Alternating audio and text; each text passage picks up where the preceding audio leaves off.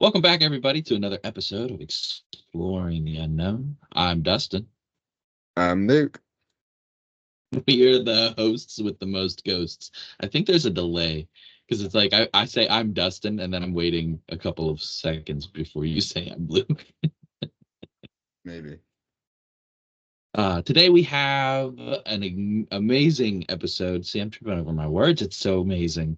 We have a returning guest, our first returning guest, Joe Shortridge.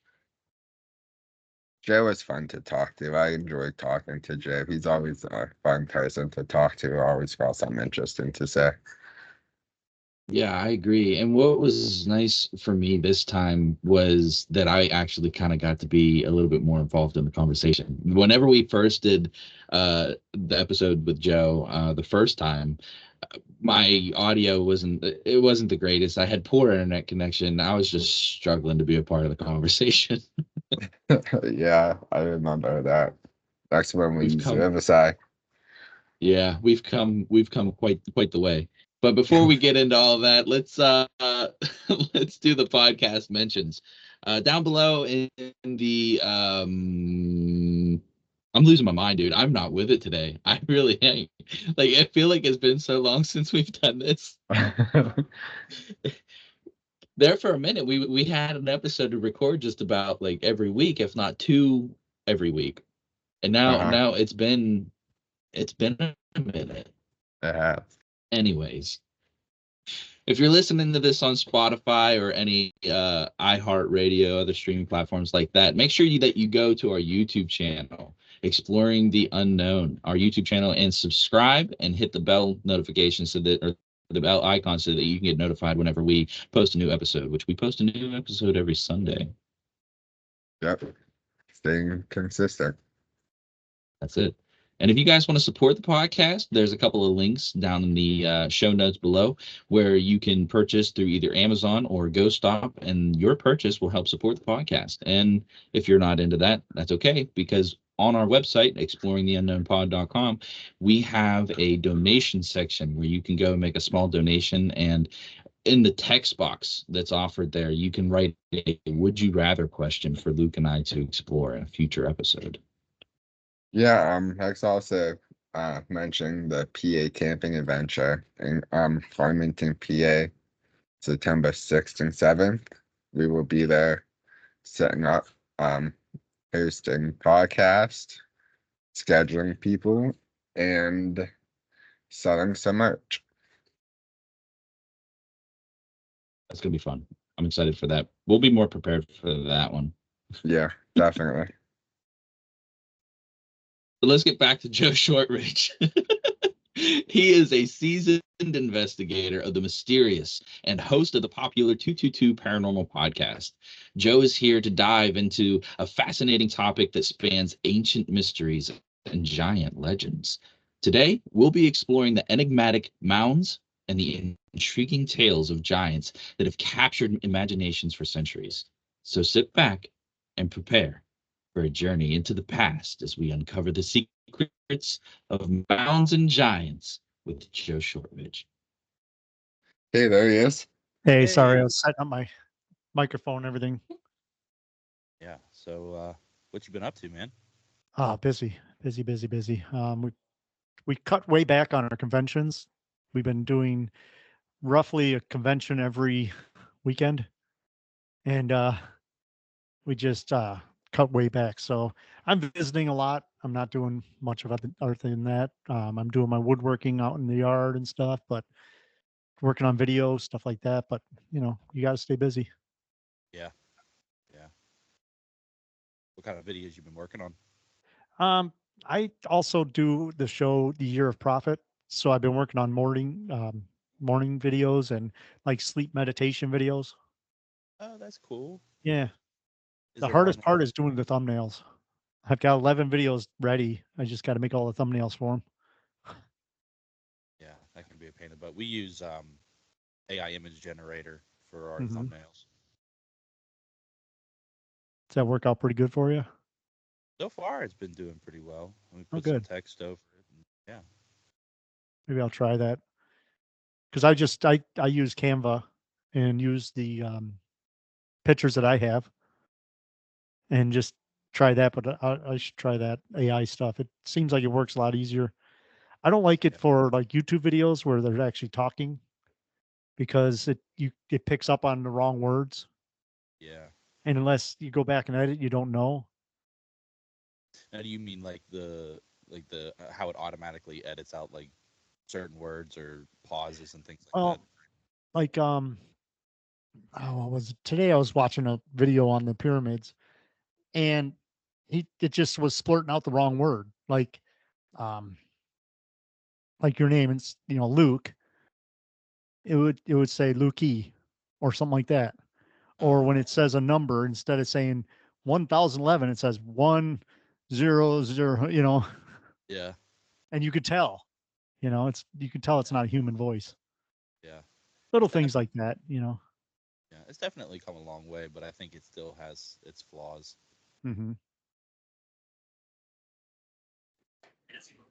Been doing any investigations or anything? No, well, I went over to the Virgin Islands, St. John's and the Virgin Islands, a couple of weeks ago, and I investigated at a sugar plantation there. But that was it's going on a month ago now. And I do have one coming up next weekend here in Toledo at the Collingwood Arts Center. It's one of the local places we always go to, and it's just unbelievable. The activity there is amazing. So Yeah. I guess I have been. It's like it's funny because we went to the islands in February, and it seems like it was 6 months ago already. Yeah. We just went did a little investigation last night, Yeah. local cemetery. Oh, And we cool. had some interesting pictures and had some Hmm. what like was communication through the spirit box, and yeah, it was good. Oh, Try to cool. post that stuff up. Yeah. I did a investigation here in Toledo at the Spaghetti Warehouse. It's a restaurant downtown, and we did the Estes method. And I was the one with the headphones on and everything, and it was all rubberish to me. I mean, it didn't make sense. Nothing made sense. So they tap me out. I take the headphones on. I'm like, I heard your name, but other than that, I heard. And the guy that was running is like, shut up, quick. Just switch with Dana, this girl. Switch real quick. He says, this is the best one I've ever had in my life. And I'm like, okay. And then I went back and watched the video, and it was unbelievable. We had um, EVPs in the background that had nothing to do with what we were doing. Little kids' voices, just constant EVPs. And everything that they asked was a perfect match for what I said. It was unbelievable. And so That's wild. I'm going to release that video here in a little bit. Um, I got Harold from Toledo Ohio Ghost Hunter Society with me. Well, not here, but I mean, he's going to come in with me, and we're going to do like a premiere thing and then premiere the video. But it was amazing. It was spot on. I've never had the S's method that perfect. And Yeah. for example, I during when I was under, I just blurted out, "He's coming," and I'm like, "Okay, he's coming." Well, go back and watch the video, and you can hear footsteps coming up the steps, and you can hear Harold going, "Oh, there's someone coming up." And I said, "He's coming," and no one was there. And then come to find out that stairway, the door is um, blocked off at the bottom, so they can't use it. Oh, wow. And when Dana was under, and I was asking the questions, I was like, "I hear footsteps coming." He's like, "Yeah, that's what I mean. We heard the same thing." So it was amazing. Yeah. That's really interesting. Hmm. We're hoping to get out there this summer and do some more investigating. Hmm. Yeah, it's worth it. Is it the Collingwood Arts Center? Remember that name. It's amazing. It was originally going to be like a cloistered nun place where there were buildings on all four walls. They made the buildings and the walls, and then you had a central courtyard.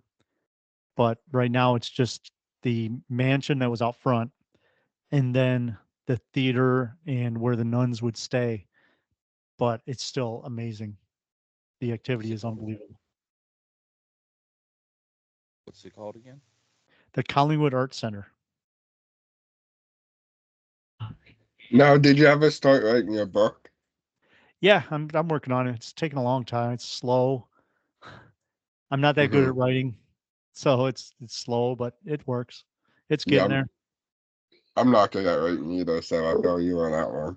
Yeah, we'll have our books done in about 3 years.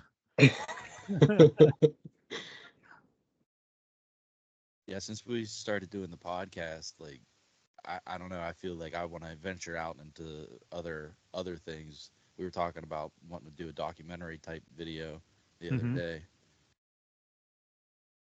That'd be cool. And what's nice about that too is you can edit. So if there's certain things that you don't want, or if you want to hype it up a little bit, you can edit in better. You can change lighting, all the settings and all that, Yeah. and still keep I it feel like within the time zone. Yeah. Yeah. Just since we started, like the editing I feel has gotten better. The podcast has really evolved into something different than what it started out being. Yeah. And everything comes with time. It does. I mean, we've been doing this for 8 years, and I mean, I'm still learning, but I've learned so much, even like editing. Um, Simple little thing is, instead of listening back at normal speed, I listen to it at 1.6 or 1.7, where everybody sounds like chipmunks, but you know, you can still, instead of taking 3 to 4 hours to edit an hour show, it only takes like an hour and a half or even less now that And as we're recording, I'll listen to the recording as I'm doing, and I might even write down mark numbers. Or if I'm doing it by myself with like the year of profit, I do it by myself. I can, if I screw up, I tap the mic. So there's a spike that I can see. And when I go to edit, I just look for those spikes and I know, okay, I screwed up right there. That's a good idea. I just kind of stumbled upon that speeding up the everything trick more recently. Yeah. That definitely It makes a world of a difference, Yeah. I mean, in the summertime, I'll edit. I sit on my deck and edit. And my neighbors came out a few times and he kind of looks over like, what the hell are you doing? It's But funny. People, hey, anything to save time. And I mean, go up on YouTube and, whatever editing software you use, there's tons of videos of people that have done all this stuff already and have all the tricks, the shortcuts and all that. Yeah. Yeah. I hadn't found too many videos on like editing the podcast specifically, more like the audio and stuff, like, but not so much like the structure of it. Mm-hmm. With that, it's tough because so many people have different ways of doing things and they all have their own opinions on it. So, one person, like, good example, one person says, only use certain music that matches the theme of the show or that. But if you think about it, like our show, we use the music from these 3 different bands, but it's basically all the same band. It's my best friend Dana's bands. And it just, for some reason, their lyrics and all that gel for a lot of topics that we talk about. Yeah. And, me being part of the band, I'm allowed to use the music. And that's another thing too, is lots of people will put a song on their podcast. And then next thing you know, you got someone saying, you weren't allowed to use that, Right. We got a hit with a copyright on one of our videos because one of the tracks that I had used from CapCut used a sample from a pretty popular song. Luckily, it was like public domain. It was okay to be used. Yeah. Yeah, I've got that too. YouTube sent me a letter or email saying, the video is being deleted because of the copyright. I'm like, that's my band. That's my music. I play in that band. I know. So I'm waiting for someone to say something about our intro music because I wrote all that. Yeah. It's funny, and you get the people out there that they can hide behind their computer. So they're like, you did this. I'm like, shut up.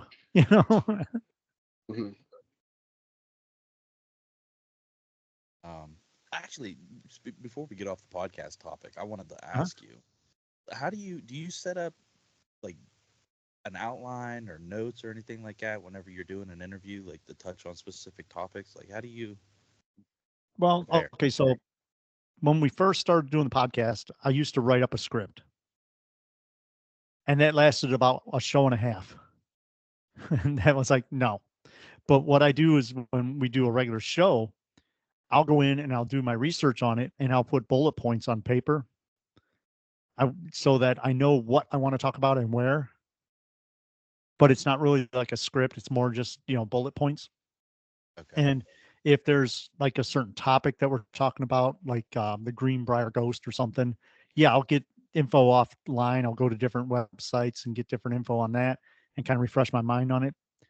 But during interviews, I have it in my computer. I can send it to you, but there's like 7 basic questions that you can ask any interview. It's obviously you're not going to read all 7, but there's 7 basic questions that cover every topic that you can use. Sort of like, at the beginning of every show, everybody always say, well, where did you start? Well, that's kind of dumb to say. So look at your guest and go, so where did you start? Instead saying things like, where did you find your passion for said topic?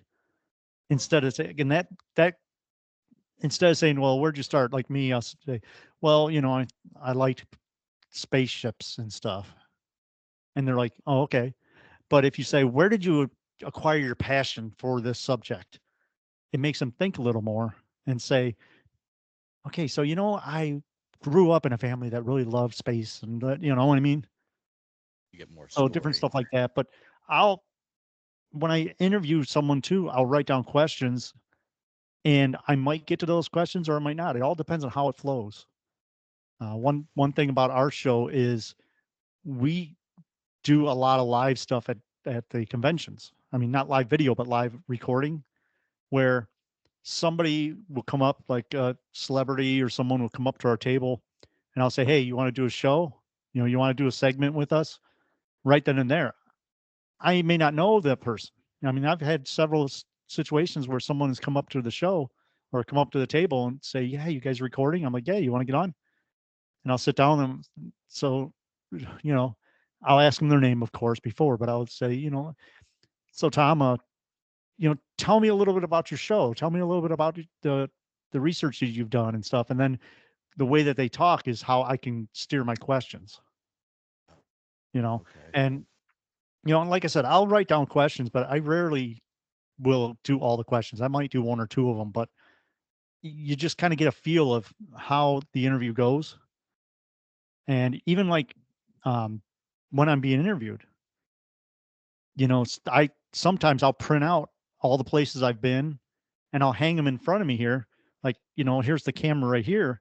I'll have notes hanging up in front of me so that it looks like I'm looking at the camera, but I'm looking at those notes. A good example is we just did Goose from the Cryptid Paranormal Show, and I had his name and everything just off camera so that I knew when his show was and everything, and Yeah. that way I don't have to say, so when's your show? Because that's another thing too, is when you're interviewing someone, do a little bit of research and make it sound, I mean, you obviously can't read all their books and all that, but instead of saying, so where can people find you? Where can you have that stuff already and say, like me, the cryptid, tune in every Thursday night for the Cryptid Paranormal Show from 8 to 10, and Yeah. it just shows that you did a little bit of research before you interviewed person, and it makes them feel better because they don't have to repeat the same stuff that everybody asks Right. and stuff like Right. that. And, I just keep off camera things like, you never know if we're going to talk about like the Newark Holy Stones. So I always have the stones right off camera here and stuff like that. A Okay. little bit of research. But going back to your question, I I used to write up a script and all that, but right now I just do bullet points and a few questions that I want to ask. Okay.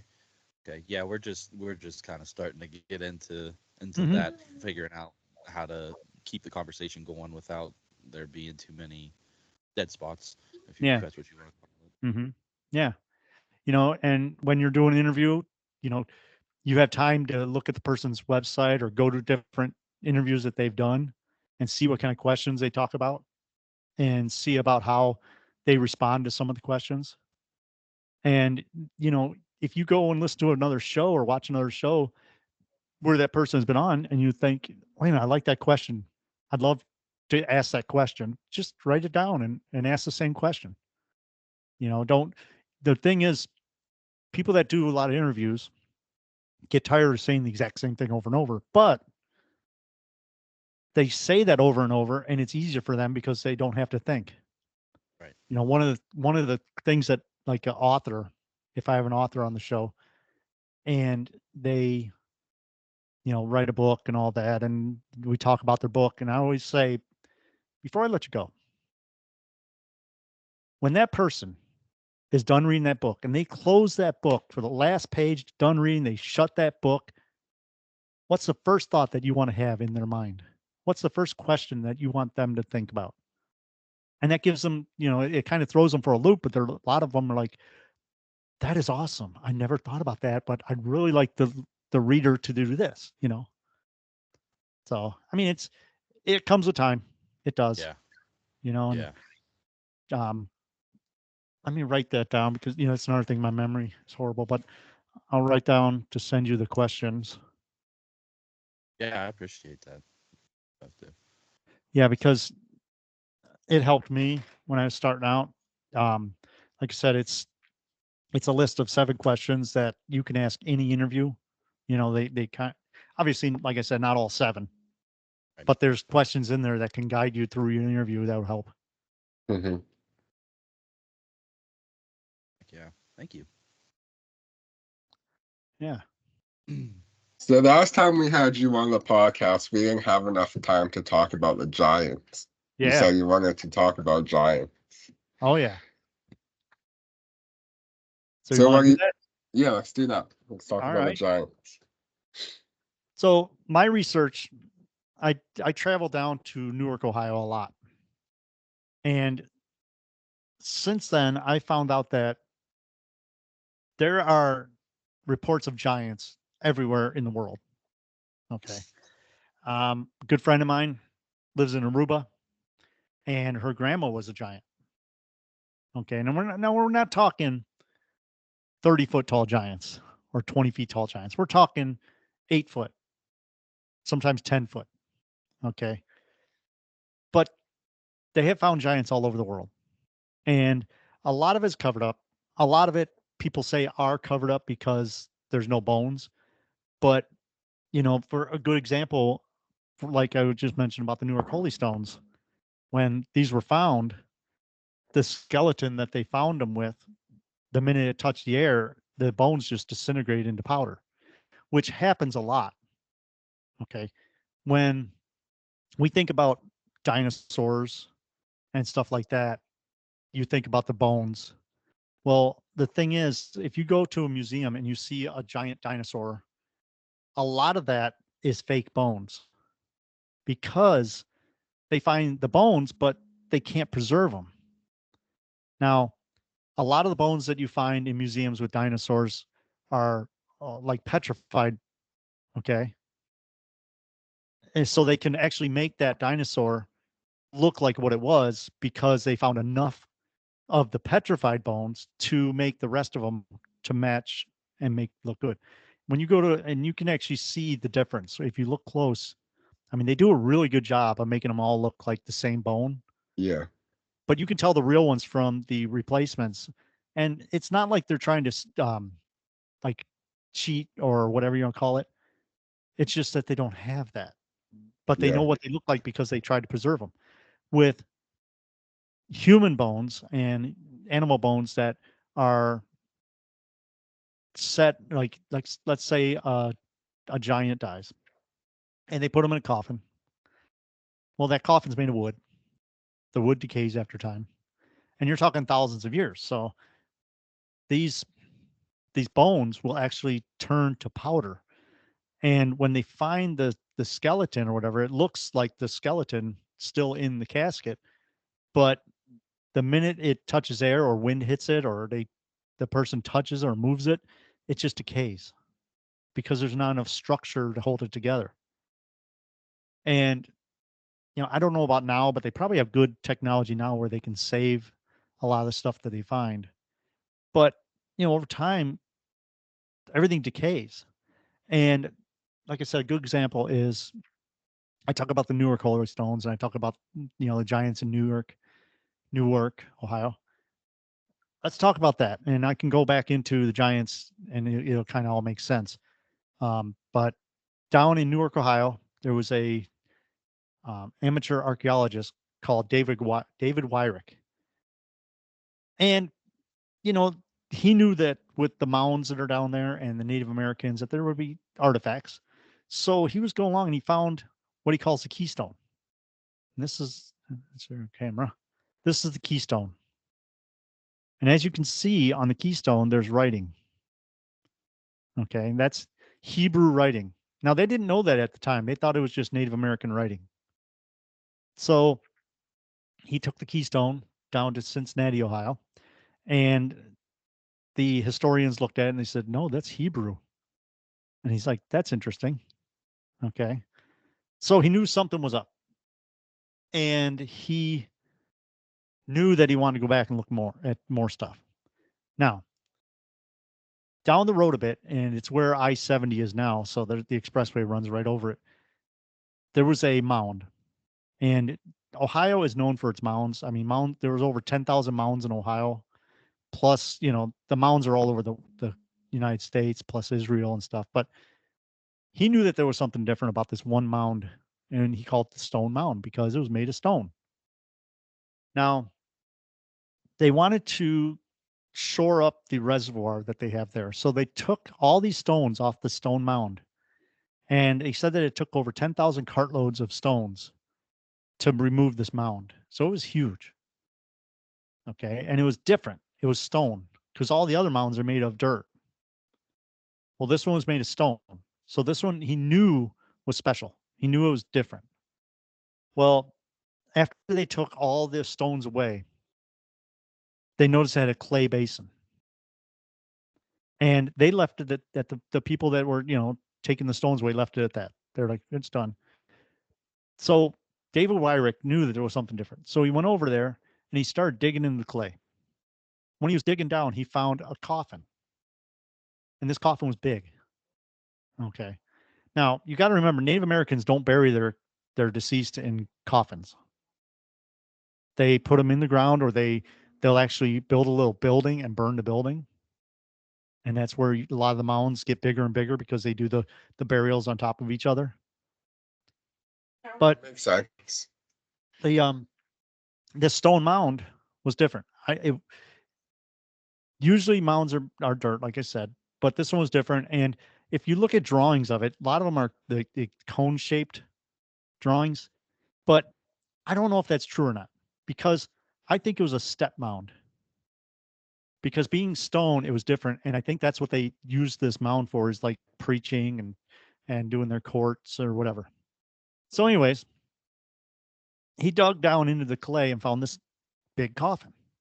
He opened the coffin, there was a giant in it, and the giant had the copper bracelets on. It had the copper breastplate. So this was definitely not a Native American.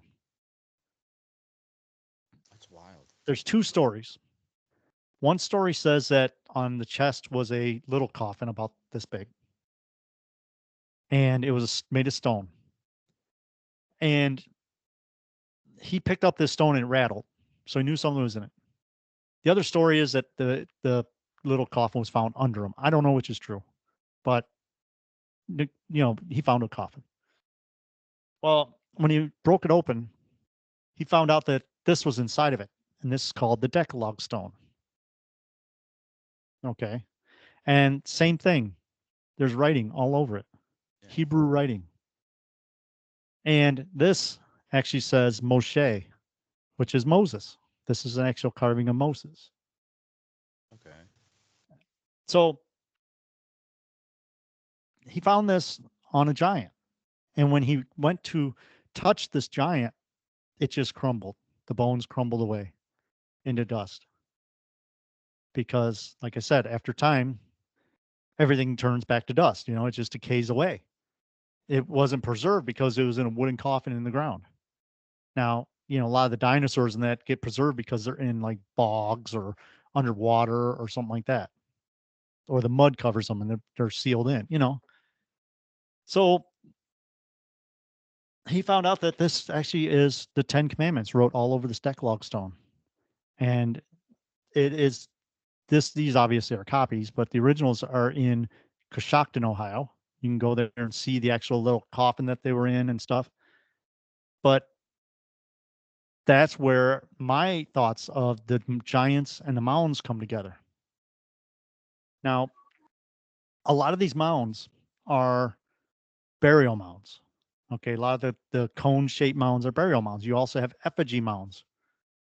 In Newark, Ohio, you have the giant circle. Okay, and that's where I go to a lot. It's the giant circle mound. In the center of that mound is what they call the eagle mound. And this is an effigy mound. It's not a burial mound. It's in the shape of something. And was in the shape of an eagle. And I don't know what it was used for. They do know that the Great Circle Mound was a gathering place. And the whole city of Newark, Ohio, used to be a mound complex.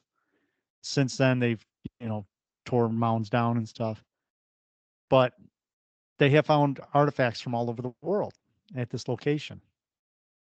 So they know that there was trade routes all over the world coming to Newark, Ohio for some reason. And they just think that, they always say it was a religious gathering or that. We don't know. It could be like Burning Man is now, where it's a giant party. Who knows? But we do know that they found artifacts from all over the world. Talking shells. You're talking copper from up in the UP. You're talking, stuff from like Hawaii, like coral and stuff like that. Beads from different parts of the world. So they knew that people were coming together. Now, with that, the mounds in Newark, Ohio, there's like a road, I'll call it. And it's just a 3-foot mound that makes like a road path to these other mounds. And those mounds are called the Great Octagon Mound. Okay. You have the Octagon Mound, and then you have another circle mound. The Octagon Mound is sort of like a stop sign. Okay. It's huge. Now, the thing about that one is, if you take and look at the points of that mound, where the different octagon points come together, they would, if you picked 4, they'd make a square. And you could actually, so let's say you made a giant square. Okay. You could pick that up and move it over and put it down at the next point, and it'd still be the exact same size. Okay.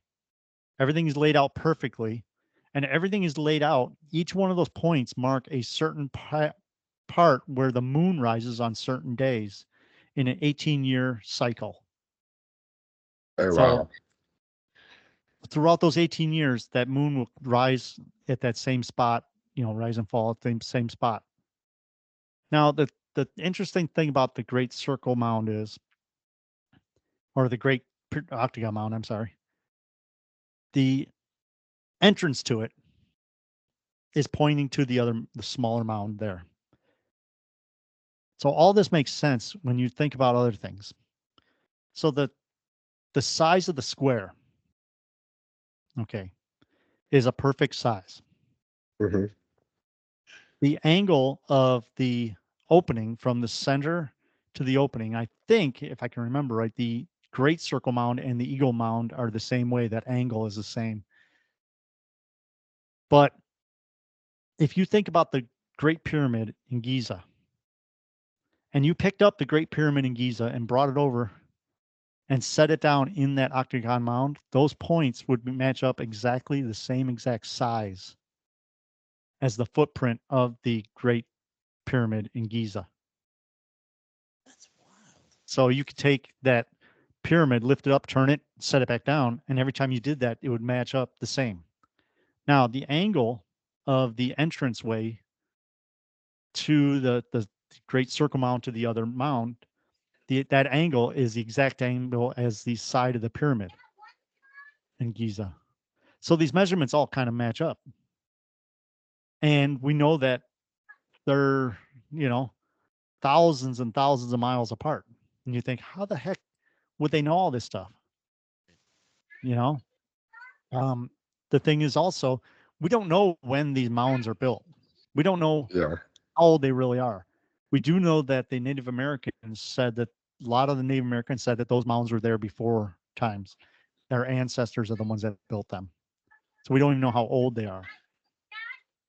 Now, with mounds all over the world, the thing is, in the Bible, there's a quote that says, they build them on high, mounds in all their cities. Okay. Yeah. You can go over to the, my mind just went blank again. You can go over to the Middle East and see mounds that are the same as what we have here. Mhm. Okay. And that's where the correlation between the Hebrew writing on the stones kind of correlates with the mounds, and then also correlates with the sizes of the mounds and the setup of the pyramids where everything matches up. I Wow. mean, it even goes that far as if you take and look at the pyramids from above, and then you look at Orion's belt, they're the same. You've got two big ones and a small one that's off center. You could take the layout of the Great Pyramids and the layout of Orion and put them over each other and they match. Now, the Native Americans did the same thing with a lot of their cities. Their cities are set up the same as Orion's belt. So I don't know what the exact correlation is. I'm not saying that whoever lives in Orion's belt came down and made all this stuff, but there was some reason why you have Orion's belt having such meaning to the Native Americans, to the Egyptians, to where if you go inside the Great Pyramid, you look out the shaft, it points to one of the stars in Orion's belt. Stuff like that.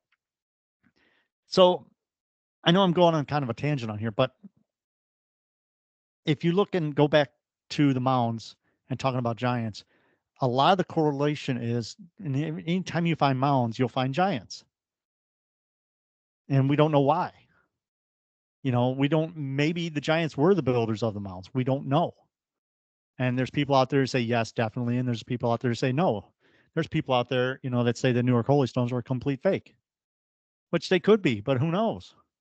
It's so intriguing. But the thing is, there's been other stones found in Ohio. A good example is there's a TV show, and what's it called? See, I should see. This is why we have notes in front of us. Expedition Unknown. There's a Mhm. show where he found a boulder, in a field in Ohio, and there was writing on it. They couldn't figure out what that writing was, and come to find out it was Hebrew writing. Well, you go along and you find another boulder, and then you find another one, and come to find out it was a straight line to a mound. So they were making pathways. They were saying, okay, here's this marker. Now look up there, you'll see the next one. Go to that one, sort of like road maps. So they are finding indications that other races have been, or civilizations have been over here way before, they say there were. Another thing is called the Back Creek Stone. And the Back Creek Stone is just a little stone. It's a fragment of a bigger stone that they found in Back Creek, Tennessee. And that also had a Hebrew writing on it. And the interesting thing about the Back Creek Stone is they found the stone and put it in a museum because it was a Native American relic. And the one day there's somebody came into the museum and said, "Why is that upside down?" I'm like, "What do you mean?" He's like, "That's upside down." He flipped it over. He's like, "This is Hebrew writing." And it says something like "with him" or something like that. And that was found in Back Creek, Tennessee. So there's indications of that all over the place. I do know that up in Michigan, in the Upper Peninsula of Michigan, there was a cave with Egyptian hieroglyphs found in it. Like you see in the pyramid and stuff like that. Or I shouldn't say in the pyramid, because the pyramid actually doesn't have any hieroglyphs in it. But in the tombs and that you find, all the hieroglyphs, they found those in there. Now, were they fake? We don't know. Did somebody back in the 1800s go in and carve it? We don't know. But from the dating that they could do, because you can't carbonate rock, but you can carbonate the stuff around it. Like if in these mounds, when we start excavating the mounds, we find pottery or we find charcoal, we can date those, but we can't date the stone itself. So we don't know when the stuff was built. But going back to the giants, like I said, giants are found all over the country, or basically all over the world, but I'll stick with the United States. Now, like I said, they were found over in Aruba and different places like that. And what's nice about that is they preserve them because, they do a little different than us. And over here, when we find something, there's always the Smithsonian or somebody that comes in and tries to take it. But like I said, there were giants found all over the world. And they're not giants like you think. You see these pictures on YouTube or on Facebook of these skulls that are, 10 feet wide skull, and those are fake. But they have found skulls like right here in Toledo, not even 4 miles from my house. Down on the Maumee River, you have the Toledo Yacht Club, which is very haunted. And then you have the Coast Guard station right next to it. Well, in between those two, they found giant skeletons back in the 1800s. There were 6 of them. And they said that the jawbone would fit over the head of a normal human, which sounds about right. That's about the right size. They're not, 10 to 20 feet wide skulls. They're just people. The interesting thing about those is those were found with the double rows of teeth. So they had, instead of just having one row like we do, they had double rows of teeth. Okay. Which there are humans now that have double rows of teeth. It's just an anatomy or whatever you call it. It's like people that are born with, like me, I still have a baby tooth that won't come out.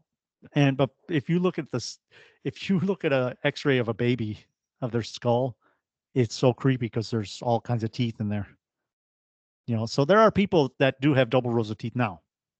Oh, wow. But as a regular race of people, these people had the double rows of teeth.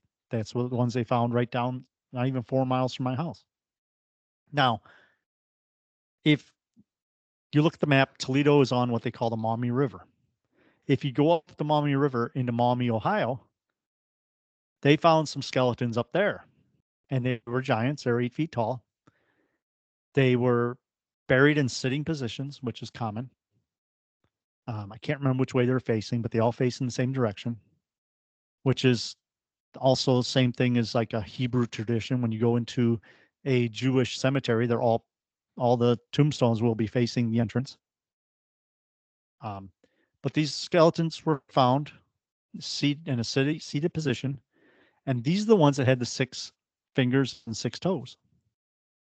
They had an extra finger, an extra toe, which is also not that. I mean, it's not common, but it does happen. People are born with extra fingers. But as finding a group of skeletons with all the same attributes, like 6 fingers, 6 toes, or double rows of teeth, that just shows me that that's how they were. That's the race of humanoid that they were. And these were all like 8 feet tall. They're not the 20 to 30 feet tall giants that people say. Now, you said the 6 fingers and 6 toes. I've heard something about like Nephilims having 6 fingers. Do you think that could be a part of like a generational Nephilim or something like that? Could be. Yeah, that's one of the big things too. Is they say that the giants that were found in the world were the Nephilim, and they were the ascendants of the angels that came down and mated with human, which made giants, which caused God to be upset and caused the great flood to wipe them all out. Now, if you look at timeline wise, the Great Flood happened about 12,000 years ago. Graham Hancock and a few of the people that he worked with, they do a great analogy of the timeline and talk about a meteor that hit the ice sheet. It was an air blast meteor that blew up and melted the ice sheet so fast that it caused basically a worldwide flood because it raised the levels of the oceans so high and melted it so fast that it wiped everything out. And, a lot of people don't believe it. I think that happened. I really do, because there's so much evidence. Every single religion has a story about a flood. Every religion has a story that there was one person that knew it was going to happen, so he prepared, whether to make a boat or build his house on high or collect, every living animal, which, if you think about it, is impossible, to take all these physical animals and put them on like a raft or a ark.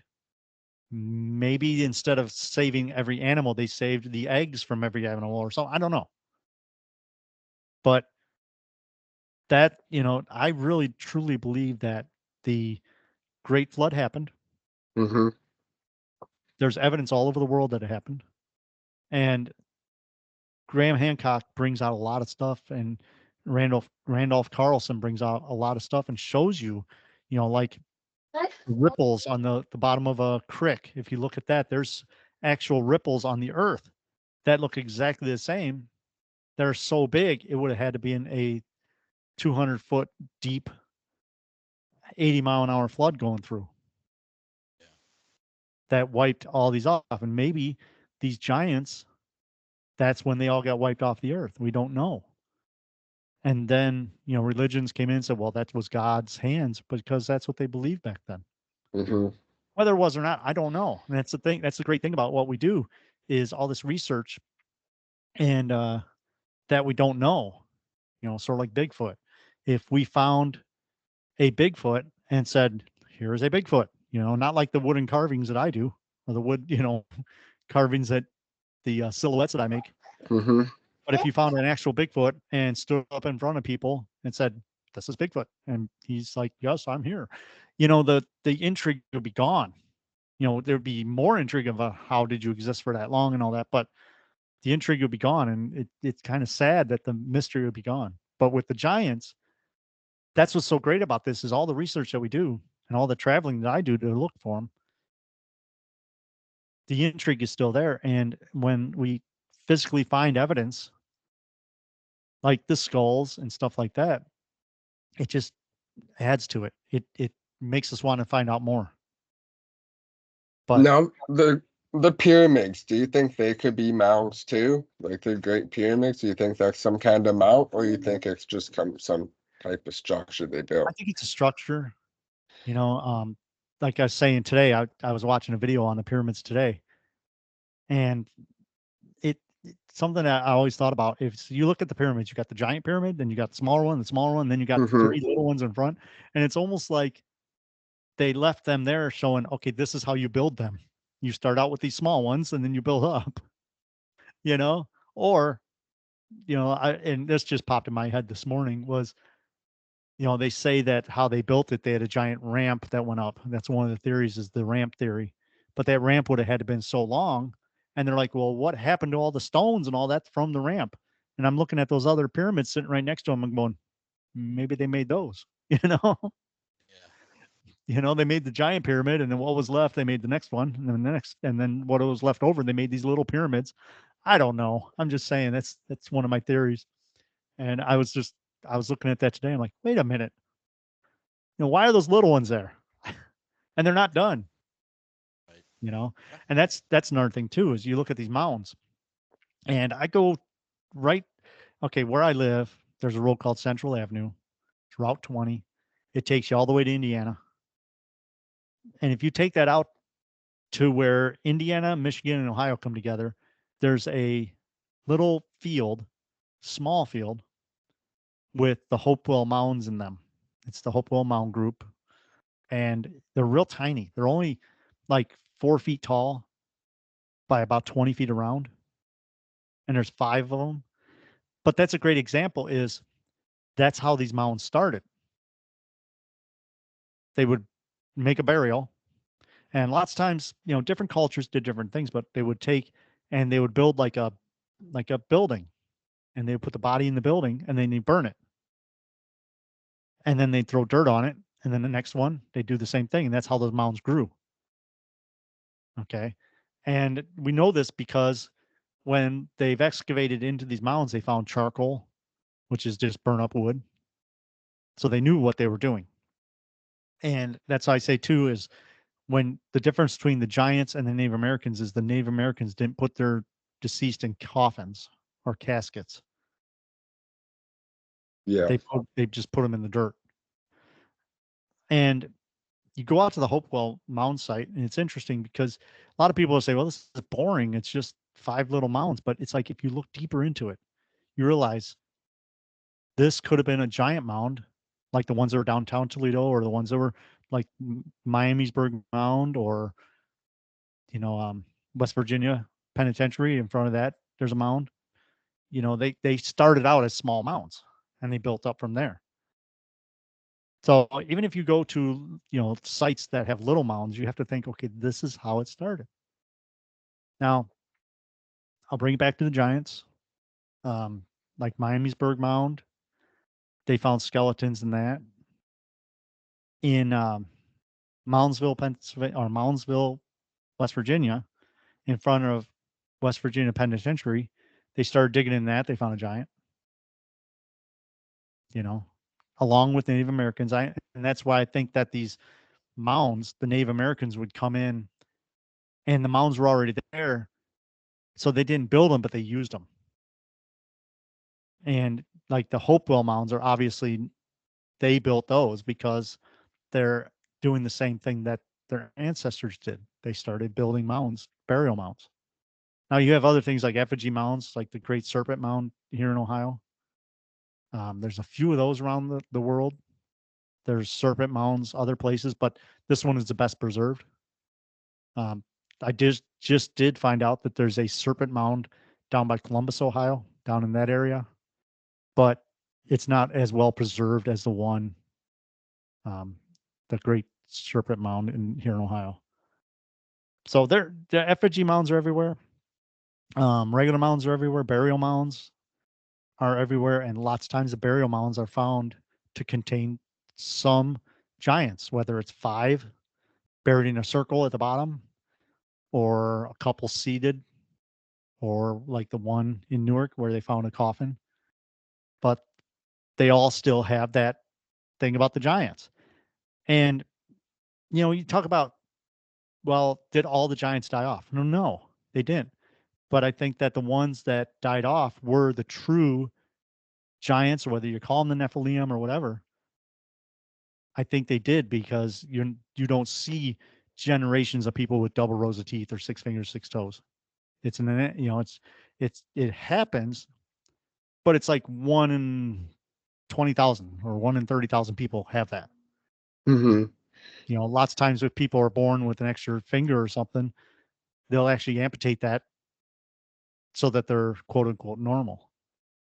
But going back, finding, a bunch of giants with all the same traits, I think that was just a sublet of the humanoid race. And over time, we do mold together, we do intermingle, so I just think that they either died off or that. But you see giants nowadays. I mean, Andre the Giant. Mm-hmm. You see, all the basketball players are considered giants. I was at the Woodville Diner, and this guy sitting there, and he had to have been 8 feet tall. This guy was huge. I actually took a picture of him. And to get out of the diner, he had to duck down out the door. And he was huge, and that's a giant, Yeah. No, It's these the 6 fingers and 6 toes. That's something that's been across all the findings. Like that, they all have had that. Yeah, I just think that they were, and I keep saying race, I just think they were a race of humanoid. Yeah. And you're talking so long ago, they could have intermingled and phased out or died off. We don't know.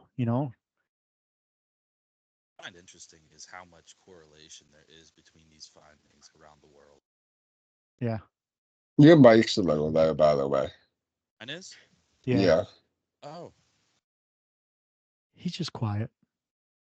It's a quiet He's morning. really not. He's really not that quiet. that's weird. I don't know what's going on. How's that? Is That's, that any better? Oh yeah. yeah, that's a lot better.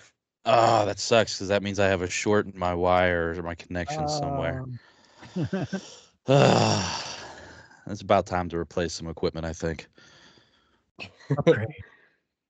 Yeah, but the thing is, like in Aruba, when they find the giants, they don't destroy the evidence. They don't, try to make it to where people, they don't try to make it where it doesn't change the history books. They allow that. They welcome that, The history books were wrote by normal people that just thought that way, and they wrote the books based on their beliefs that they found. Yeah. And you can always change. Right. Yeah, I feel like that would have been more talked about if they're finding giant skeletons. I haven't heard about it. You do see it a lot. Okay, there's a lot of evidence out there, but you just have to start digging because it's not as mainstream as you think. Now, for a good example, the giant skeletons that were found here in Toledo, right by the Toledo Yacht Club, which is haunted, by the way, and we'll get to that in a second. But you got to go back in the newspapers. I found that article in the Toledo Gazette back in like 1886 or something like that. The Toledo Gazette, which doesn't exist anymore. It was just a newspaper back then. But once you start digging, you'll find that there's newspaper articles from all over. Now, some may be sensationalized because, you have to sell papers.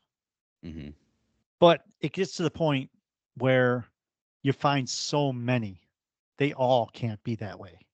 Right. And it's the same thing with like the Bigfoot sightings.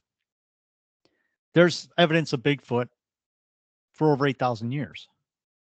They found a lamp in what's now Japan that dates back like 8,000 years, and there's a Bigfoot on the front of the lamp. Oh wow. And that could be just a giant. And when they drew it on the lamp, it looks like a Bigfoot. We don't know. Right. But there's evidence of it's sort of like a poltergeist thing. You see the results of stuff, but you don't see the exact stuff. Mm-hmm. And that's how it is with Bigfoot. You see footprints, you see hair, you see videos and pictures, you got to take those with a grain of salt too. But, when you look at like cave drawings and they show Bigfoots, the stuff has been around for thousands of years. Mm-hmm. Yeah. But you're not going to go pick up like the Toledo Blade or a newspaper and find an article on it. Yeah. Right. You really have to dig. And same with the giants. You had to go back and look at a lot of the old records. And, once you start digging, you'll find. And once you start finding stuff, you'll find more and more and more. Right. And there's a lot of great researchers out there that have done their research and found things for us to where we can just go online and find the stuff. Now, like I say, some of it is sensationalized. Like newspaper articles did have to sell papers, and just like the Inquirer. I just saw a thing on Facebook where a lady was impregnated by Bigfoot. And so you'll find stuff like that.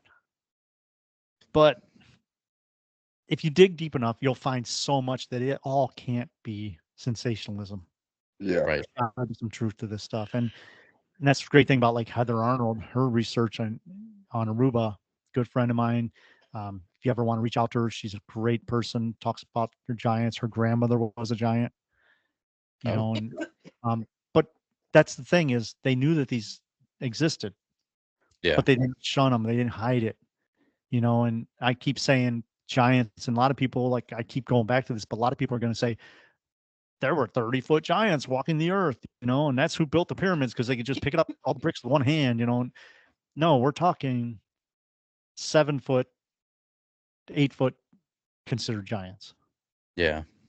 Just like Andre the Giant or even Hulk Hogan or a lot of these wrestlers or basketball players, those would all be considered giants. Mm-hmm. 8 foot, you don't think about it, but 8 foot's pretty tall. At work yesterday, there was an 8-foot tape measure, or like yardstick type of thing. Mm-hmm. And I held it up and I stood next to it. And I was actually like looking up. I was like, I called Dustin and I was like how like tall this thing is. This is 8 foot. And he's like, I looked like a kid compared to that. How tall that thing was. We the band did music for a movie, and it was a very, very interesting movie called Pro Wrestlers versus Zombies. Okay. Oh, okay. But the band did all the music for it, and we had a party, and a lot of the pro wrestlers were at the party, and I had to go pick up Hacksaw Jim Duggan at the airport, and I hung out with him, and then Rowdy Randy Savage. Is that right? No. Roddy Piper? Piper? Piper, yeah. Mm-hmm. I had to pick him up, and I'm standing next to these guys, and I'm like looking up at them. I'm eye to eye with their chest, And that's how, when you said 8 foot, I'm like, yeah, that's about right. And the guy that was at that diner, he had to duck down to get out the door. And when I say duck down, he had to duck down past his shoulders to get out. He was a big guy. And so they're out there. Yeah. And, like Bigfoot and stuff like that, we still don't know what Bigfoot is, but it could just be another species of humanoid, that we don't know of. And he's adapted so well to his environment that he hides so well. A good example of Bigfoot hiding is I was up in the UP of Michigan, the Upper Peninsula. And I was talking to this lady, and I'm like, I want to see a moose. I want to see a moose. And she's like, you probably have seen one, but you didn't realize you were looking at one. Because even though they're huge and their antlers are like 10 feet across, they have adapted so well that you could be standing right, not next to one, but you could be standing there and look and not see it. Yeah. Because they adapt well. And I think that's what Bigfoot is also. And there's, other things like the ethereal Bigfoot where they disappear or they can morph themselves and I've heard so many stories of that, stories of people seeing Bigfoot, but they only see the top half, or they see a pair of legs running through, where they forgot to, morph completely. Mm-hmm. But, like Amy Brewery, she's part of the zoo project, and they do a really good job. They're a bunch of researchers, and they're actual people that work at zoos with gorillas and stuff. And she brought up a good point that the hairs that they're finding out in the woods, they're just like a polar bear hair. Mm-hmm. Now, the thing about a polar bear is they're not white, but they look white because the hairs are hollow, and they're almost like a fishing line type style. Yeah, they're black. The way the light hits it makes it look like they're white. Mm-hmm. And they found hairs like that they believe are Bigfoot hair. So when you say that, the Bigfoot can hide, they can, because they've adapted enough to where they know certain angles of light or whatever, stuff like that. Yeah. And just like any other animal, they know you're in the woods long before you know they're there. Right. Oh yeah, for sure. Yeah. I think I remember you telling us something about the hairs last time we talked. It's just so interesting. That's one thing that really stuck out in my mind. And they were actually talking about taking a polar bear hide and making a suit out of it or whatever, and seeing if that was true, see if the light would change of that. And I need to get a hold of her and find out if they did that or not. Yeah. Aren't polar bears endangered? I think so, yeah. Oh, it'd be kind of hard to get a hide, wouldn't it? Well, if one dies. Well, that's true too. I never thought about I mean, they're not going to go out hunting down. I think that I just jumped to the Yeah. conclusion. Blow up on top of an iceberg, jump down on them, grab a knife and split their throat or nothing. Some ninja type shit. Oh man. Yeah. But it's researching the giants has taken down so many different paths and so many different locations. And one of the things that I noticed is a lot of these locations, and I'll start with Toledo because that's where I'm from. Downtown Toledo's 4 or 5 miles away from me. Toledo's not that big of a town, but downtown Toledo is about 4 miles from me. And down there's a place called the Collingwood, or the not the Collingwood, the Oliver House, which is right downtown. And at the bottom of the there's a bridge we call the high level. It's the Anthony Wayne Bridge. At the bottom of that is a restaurant that used to be a Frisch's. Okay. At the bottom of the bridge, there was an Indian burial mound there. They bulldozed that over to make the bridge. And where it actually was is now a Frisch's restaurant. Okay. So if you look at Google Maps and you look at downtown and you see the bridge and then you see, where the bridge ends, you see the little square building next to it. That's where the Frisch's restaurant is. If you go back about 200 yards, you find what's called the Oliver House. Now, the Oliver House is one of the very haunted locations here in Toledo. And it just so happens that it was next to where a mound was. Okay. And there was another mound on the opposite side of the river, straight across. And that was tore down to put the grain silos in.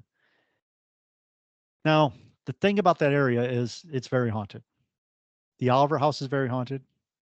You've got the Collingwood Art Center, which is close, not too close, but it's close.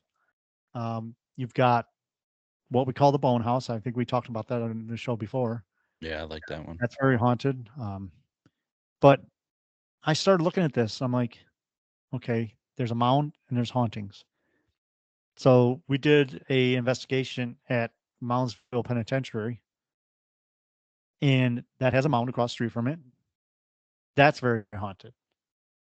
And I started looking at different locations. I'm finding that a lot of these places have mounds are very haunted, which makes sense. They're either burial mounds or effigy mounds.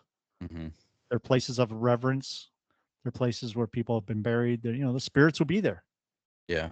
But that's one thing that really interests me is the correlation between the mountain and the hauntings. Now, I haven't actually been on a mound and done a EVP session or that yet. I'm gonna. I just haven't had the time to do that yet. But I think I'm going to either go to Miamisburg Mound, which is by Dayton, Ohio. That's a huge mound. And that one there you can walk up on top of. The Great Circle Mound in Newark, Ohio, I'm going to go back and do some investigating there. I'm going to actually probably sit on the Eagle Mound and do an investigation. And I was torn between doing that or not, because is it disrespectful? But then I thought, no, it's not really disrespectful because I'm not going in there and provoking or nothing like that. Yeah. I'm just asking. I want to talk. I want to communicate. I want to learn. So I think that's where I can say that I'm not being disrespectful. I'm not going in, I'm not digging, I'm not changing anything. I'm just going to sit there, and obviously I'll have to use headphones a lot because it's, to hear better. But I think that I could do a good investigation at these locations and not be disrespectful, and maybe I'll get something. Hopefully I will. Yeah, if you do, we'd love to have back on and talk about it. Yeah. You talked about the Serpent Mound. When I think of serpent, I think of like a snake. Does that have anything to do with like the name of it, or is that just what they named it? Yeah, the Serpent Mound. Now, I've got a couple theories on that one. If you look at the Serpent Mound, and I have a copy of it over there. I can't grab it right now, but anyhow, it actually has the snake body. It's good. The tail curls up and then it weaves back and forth like a serpent. And then at the head, it's got a head, but it has like it's eating an egg. Okay. And it's lined up with all kinds of stuff. It's lined up with the summer solstice. It's built on a location where it's a crater from a meteor impact. The head of it is actually on a rise. You can actually go down and look up at the head. There's like cliffs, and the head is up there. Mm-hmm. But the thing is, it was actually carved in a location where there was a meteor impact, and that's an actual crater of a meteor. Now, each one of the undulations of the serpent, Mm-hmm. each curve of it, yeah, exactly. Oh, Each that's curve wild. is lined up with a celestial event. And a lot of it has to do with moon phases, which same thing as Newark, Ohio. But they call it a serpent because it's a serpent eating an egg, and there's different theories of why it's eating an egg, meaning, the life or that, or have they seen serpents eat, chicken eggs or whatever, I don't know. But if you look at it, I have a theory, and I'd love to go and talk to some people about this, is if you look at it, I think it's more of the shape of a sperm Oh, than yeah. a serpent. And, I don't know. And being if you look at sperm under a microscope, it looks the exact same. Mm-hmm. Now, being gross or whatever, I don't know. But to me, it does look like a serpent, but it's just too wiggly for me. You know what I mean? Mm-hmm. Because I've seen snakes and that, and I've never seen them where they are in that shape. Mm-hmm. You know what I mean? So I don't know. Yeah. And that's one of the theories I have, because it's the perfect shape for a sperm, and being that the egg is in the front, or the head of it looks all the same. So I don't Yeah. know. But what's interesting about that is they have found other serpent mounds in Ohio. It's just that one is the best preserved. Oh, okay. The other ones, like the one I just did a watch show on, they had to do LiDAR, and they also had to do magnetometer readings to figure out that there was even anything there. But it wasn't the Mhm. shape of a serpent. The same thing as that.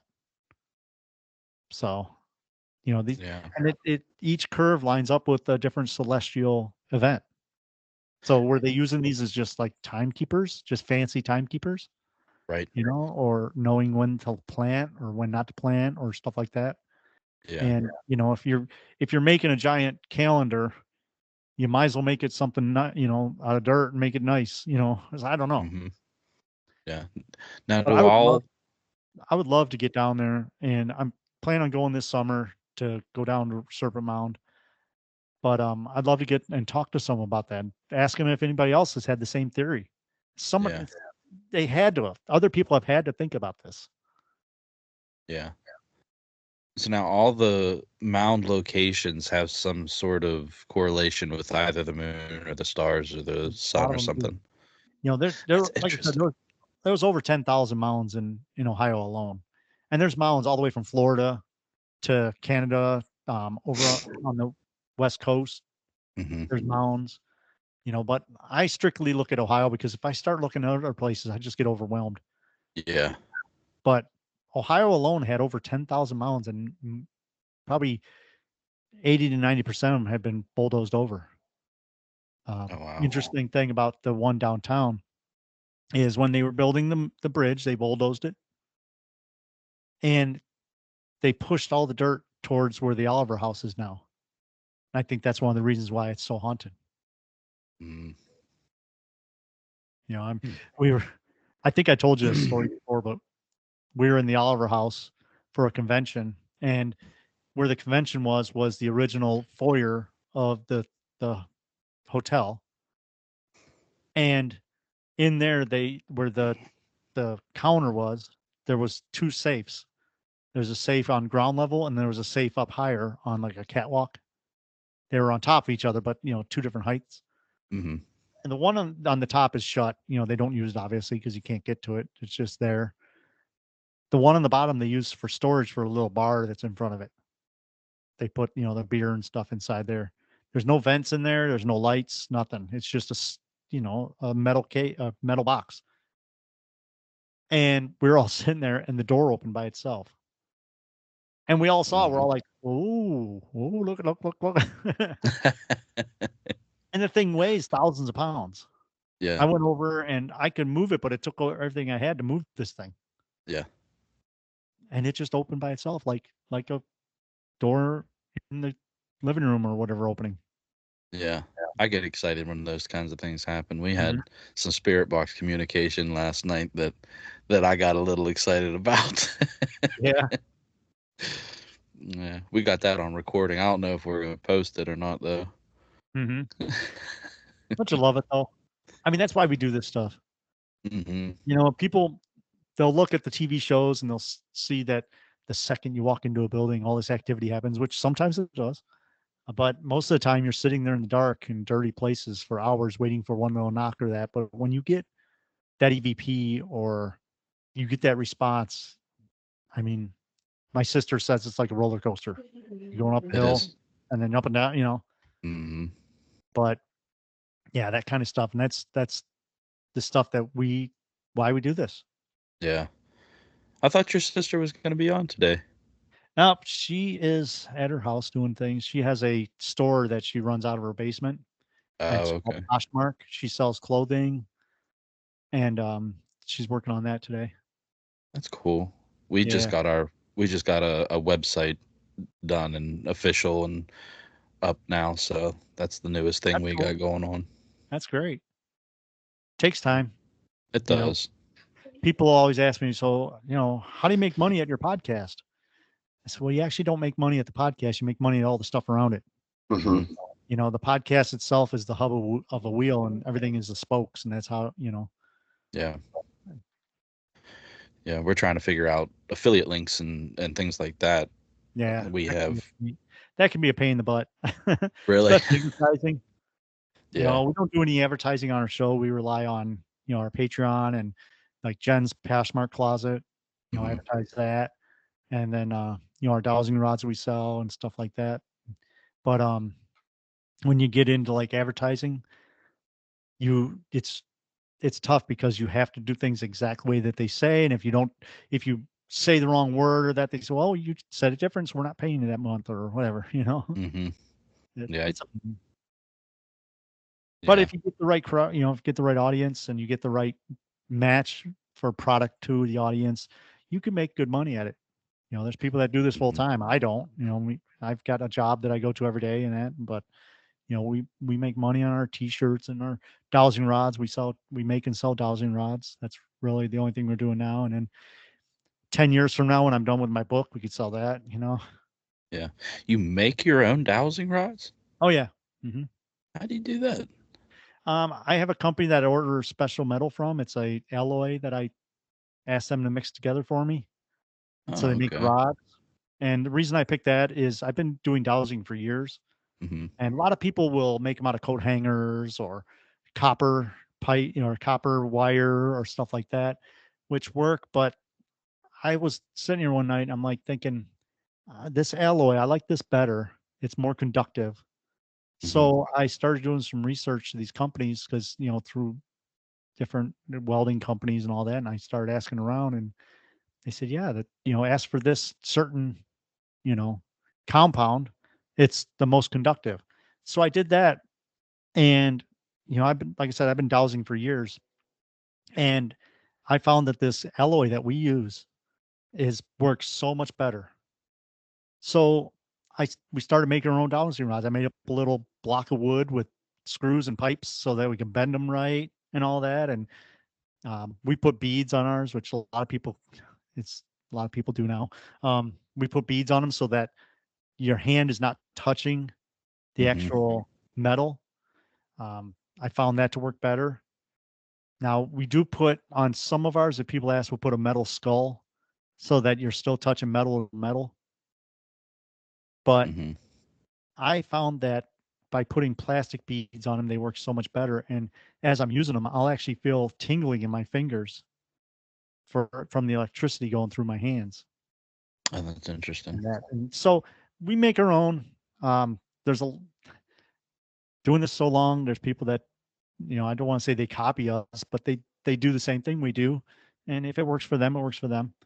Yeah. But that's the main thing we sell at the conventions is the dowsing rods, and we've used to sell trinkets like necklaces and stuff like that, but we kind of got away from that because it gets to the point where you're taking 5 or 6 totes and you're setting up all this stuff and you're selling a few things, and mainly people want to buy the dowsing rods.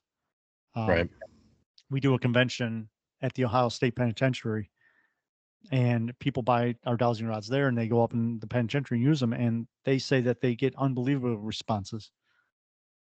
Oh, that's interesting. They're like, I've never used these before, but it was the questions I was asking, it either crossed or pointed or that, because like I said, I've been doing dowsing for years, and one of the things I do is I clean off grave sites, and lots of times I don't know where the grave sites are, so I'll use the dowsing rods, and they'll lead me right to them, and it's worked a lot, Oh, wow. But just like any other device, whether it's dowsing rods or Ouija board or spirit boards, talking boards, or even like your digital recorders or your K2 meters, it's all about intent. Wherever you put that intent out, you'll get responses. Yeah, I firmly believe that. That's one thing we didn't mess with last night, Luke, was the dowsing rods. I feel like it's a little too windy to be messing with them. Because I thought about it, but I was like, it's kind of windy, and I didn't want to think of something that wasn't. Because we were obviously outside. Yeah. And it's kind of hard to do those outside with the wind blowing and whatnot. That's like I was saying, when I go to do the investigations at the mounds, I'll have to prepare for the wind. Even like, and that's why I'll wear headphones and do like I'll almost do like the Estes method outside so that I can hear better and stuff. Yeah. Now, is the mounds down in Moundsville, are they publicly accessible? Or Yep. Are they? Yeah. It's actually right in front of Pennsylvania or Penn State University, or why do I keep saying that? Penitentiary. Yeah. I know exactly where it's at. Yeah. West Virginia Penitentiary. The mound is right across from that. You can either park at the penitentiary or you park at the mound parking lot. That one there you can go up on top of and stuff. It's accessible. Be respectful, just like anything else. But Miamisburg, Ohio, you have the Miamisburg Mound. That's by Dayton. If anybody's in that area, I recommend taking a side trip and stopping at Miamisburg Mound. That one there is in a public park. You can walk up on top of. They have a stairway that goes all the way to the top of it. It feels like it's 200 feet tall, but they say it's only like 80 feet. Oh, wow. But walking up the steps, you'll be like, this is tall. And the thing about that mound is the little platform that they have at the top is only there because when they found this mound, they started digging into it, and they're finding hundreds and hundreds of skeletons. So they stopped digging. And that's why the top of it is cut off. And there's a platform. If you look it up online, you can see it. The pictures that are on Google Maps are kind of old. It still has a railing around the top. That's not there anymore. And that's another thing too, is when you're standing up there, like I went up there a few times and I just sat because there's little benches you can sit on. And you can see, the valley all around it. But the feeling that you get when you're sitting up there, if you understand what the mound is, and that the feeling that I had up there was just like of reverence, or it was the same feeling I had when I went into Gettysburg. You know that you're on top of thousands of bodies. If you took a cemetery and took all the graves in the cemetery and brought them into one mound, that's what you're on top of. And just the feeling that you have when you're sitting up there, it's just, you can sense all that energy. Yeah. So if any of your listeners are in the Dayton, Ohio area, I highly recommend taking the extra 20 minutes off the road and stopping at Miamisburg Mound, because it's a part of history that we need to keep, and they have it in a park, so they are preserving it. Yeah. Is there any times that you like aren't allowed to be at any of these locations? Yeah, a lot of them are public parks. So, sunrise and sunset, they're open. Mm-hmm. I don't know about the one across from the penitentiary, but I'm assuming it's the same thing because it's a public park. Yeah. Because when we were there, we did the overnight at the prison. Middle of the night, I did go over and go on the mound. There's no gates or nothing. Whether I was trespassing or not, I don't know. But I just Yeah. wanted to get away from the prison, take a little break. So I took a walk and just ended up over there because the parking lot, I went out to the car and got some pop and looked at the mound and I'm like, okay, I'll walk over there. And it's in a neighborhood. Nobody's going to mess with you, but still, any of these locations, I know like Serpent Mound is open at a certain time. You cannot be on there, Um, the Octagon Mound in Newark, Ohio has specific hours because that's in a golf course. And the reason they put it in a golf course is they didn't put it in a golf course, but they put the golf course around it to preserve it so that it wasn't tore down for housing and all that. So Yeah. it's like anything else, any national park, anything like that, find out, don't trespass, find out the hours before you go. And, if you can't make it there at that time, find another time because like I said, don't trespass. It's not worth Mhm. it. Just like any haunted location, we always say never trespass. Somebody owns that property and they don't want you there messing with it. Be respectful. Mm-hmm. Don't go up on the mounds and jumping up and down, and scream, yell, whatever. Be respectful. You're at when they're burial mounds, you're at a grave site. And Right. if it's an effigy mound, you're at a sacred location for some reason. Right. How do you go about finding the people that might own the location or whatever to get permission to do an investigation? Different ways. If it's a building, you got um, you can go down to the library and find out who owns the property through the records or, different things. You've got like in Ohio, we have what's called Aries. It's an online thing that you can look up any property and find out who owns it. You can look me up. You can look at my property. You can look see what I paid for it, all that. It's called Aries online. There's different ways. Word of mouth is a big one. Mm-hmm. Word of mouth. Lots of times when we're traveling, I love going to little diners. If I go into a small town, I'm not going to go to the Applebee's or stuff like that. I'll find the local little diner to go into and eat there Yeah. because you can look at the person that's serving and go, "Hey, is there any haunted places around here?" And they always say, "Really, you're into that?" Well, I don't know of any, and I'm not into that. But there's that one time, and they'll tell you their story, Yeah. and they may look up like we had this one time. I forget what town we were in. We were in this little town in Pennsylvania somewhere. And we go to the diner to eat, and we had our 222 shirts on, and the girl's like, "You guys are ghost hunters?" I'm like, "Well, yeah. We had the podcast, and we do ghost hunting and stuff." And she's like, "That guy over there owns a haunted house." I'm like, "Oh, really?" And she called the guy's name out, and he came over, sat with us, and we had a long conversation. It was so interesting. And I told him, I'm like, "I want to come to your house." He's like, "I don't know if my wife will let you do that, But stuff like that, just the word of mouth, ask around. Every town now, every city has a ghost hunting group that does stuff. You Yeah. can get a hold of them. They'll let you know, and it's just the more you get into this, and being that you guys have the podcast is another good inlet Mm-hmm. because you show that you're serious about this. Yeah. You're researchers. You guys are historians. You want to learn this stuff. Yeah. We had an historian on not too long ago from the Red Onion Saloon in Skagway, Alaska. Oh, cool. Yeah, that was a really interesting one. That'd What's that? that'd be interesting. Yeah, she's coming back on April 20th, and she's going to give us a live tour of the museum. Oh, cool. Yeah. That'd be interesting. Yeah.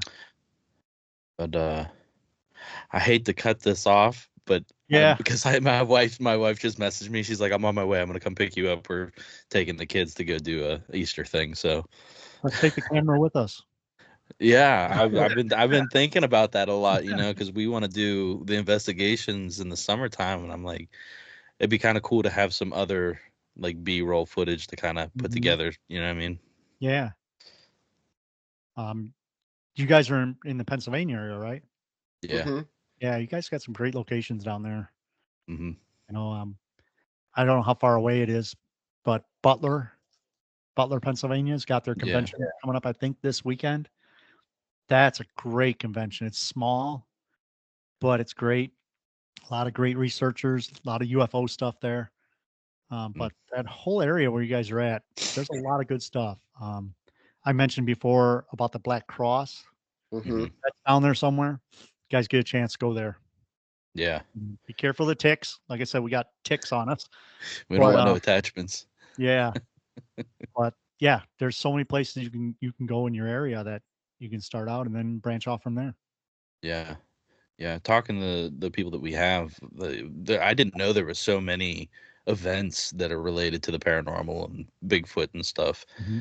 We have a convention coming up at the end of the year in September, September 6th and 7th. Yeah. Is that right, Luke? Yeah. We're going to be setting up down there and recording some podcasts. Yeah. That's how you make the connections. We've been doing this for 8 years, and we do it at every convention. We take our equipment, and we've made so many connections that way. Yeah. And you get content. Right. What, like, if we were to have something to hand out to people or something like that, what would you recommend? A little card, not a business card, but a little bigger, maybe the size of a postcard. Okay. Something like that. Your logo, your name on the back, the QR code, so they can click on their phone and get right to your website, or like if you're on iHeart. I use iHeart a lot because it's easiest to get to. Put a little their logo or on your logo on a QR code, which is free to get online. Something like that. Another good thing too is if you have a card, leave a space for a time and date that if you talk to someone, they say, yeah, I want to be on the show. If you're not recording at the event, make sure you write down on their card and hand it to them, say, I'll get a hold of you. And this is the date that you're going to record, something like that. Something not so big that they can't put in their pocket, but not small like a business card that they think it's just a business card and they'll throw out. Yeah. Something maybe like a 3x5. Or stickers. We have our stickers we hand out to everybody. We don't even use business cards anymore. We just hand them our stickers. Say, here's our sticker. Yeah, I think business cards are kind of like outdated. Yeah. A lot of people.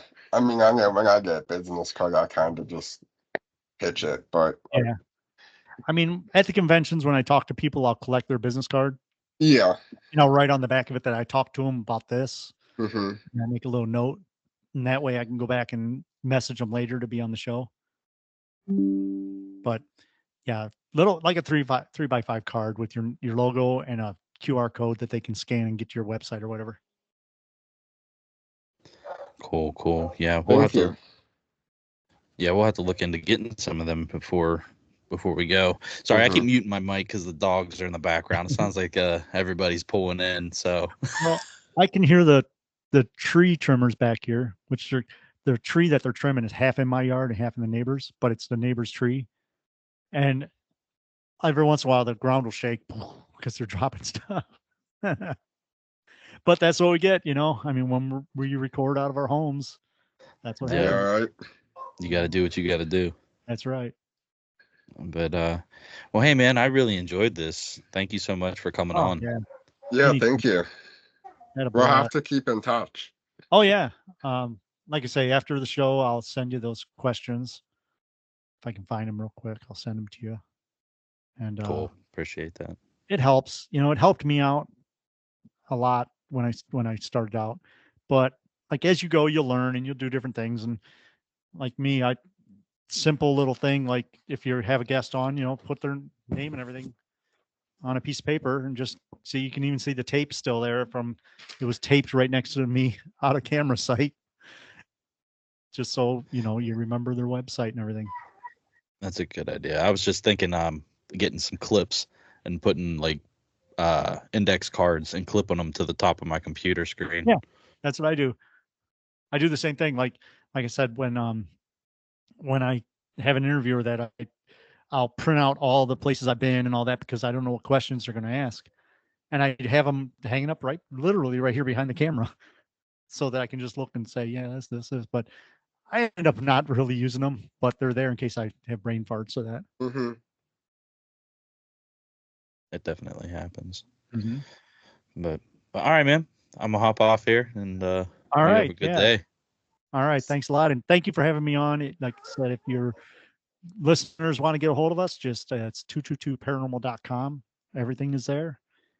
We're on every outlet you can imagine. I am working on the YouTube channel. It's getting a little better, but it's mainly audio. So anywhere you get podcasts from, you can find us, the 222 Paranormal Podcast. Yeah, we'll make sure that we post that link in the description when we post this episode. So all right, cool. Yeah. But yeah, thanks again, man. Thank you. All right, thank you. You have a good one. All right, see ya. We'll see ya. Thanks for listening to another episode of this morning. And we really enjoyed talking to Joe today. And he's always has fun things to talk about. Always an interesting conversation with Joe. Absolutely. I'm sorry. I'm setting up the chat GPT. Would you rather? I forgot about it. Okay. Go ahead. Keep talking. If you would like to help support the show, we have some links below to GhostStop and Amazon. If you buy something through those links, it will help support the show. If you're not into that, we also on our website have Cash App and PayPal. And if you have an encounter like to come on the show, also on the website, you can go to the encounter section, type in your encounter, and we can have you on a future episode. And if you're listening to this on Spotify and any other apps, go on to YouTube and subscribe and hit the bell button and get notified every time we come onto the podcast. PA Bigfoot Camping Adventure. We'll be there September 6th and 7th, recording podcasts, scheduling podcasts for the future, and also we'll have merch to sell. So come on by and see us. Tickets are limited, $50 for the weekend. And if you don't want to go for the whole weekend, you can do Friday and Saturday, and your tickets are cheaper that way. Yeah, cool. Was that everything? I'm sorry. I kind of said I was preparing stuff that I didn't prepare beforehand. So yeah, that's everything. So okay, I was thinking, what if we did something a little different? Okay. Instead of a would you rather question, I'm going to give you more of a fun, just a thought-provoking question. Okay. All right. All right.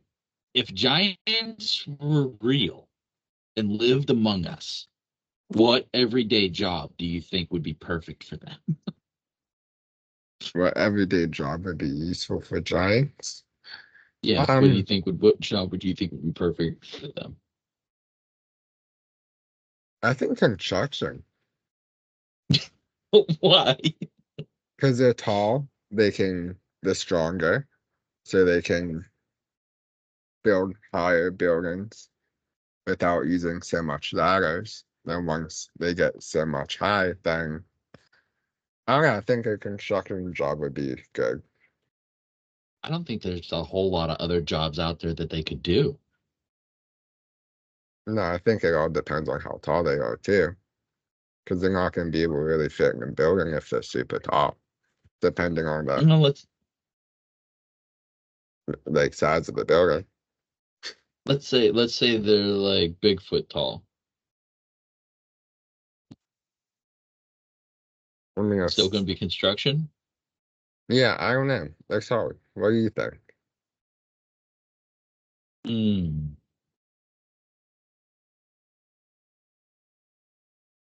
I don't know. Honestly, construction is really the only thing that I could think of that they could do. I mean, logging. They could do logging. Oh, yeah. Yeah. They're the trees Paul over their Bunyan. shoulders, like, no problem. What wasn't Paul Bunyan a giant? I think he was. Yeah, I think so. Well, that was kind of fun. I like that question. I like those kinds of questions. Like, makes you think. It does. How would life be different if giants were still a thing, if they were around? Could you imagine the cars they would have to drive? Did you ever see those like really massive construction trucks? They're like huge. Yeah. That's what I see them driving.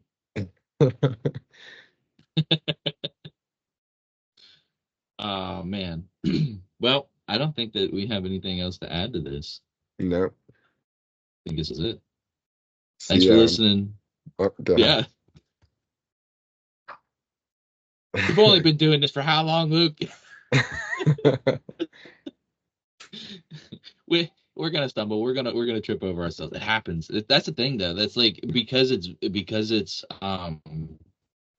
over the internet. And it's remote. It makes it hard to not talk over somebody because there's delay. I know there's delay. I mean, we were just talking about it earlier. All right, I'm gonna say my thing and then you say your thing. Okay, ready? Okay. Thanks for listening, everybody. Good night. See ya.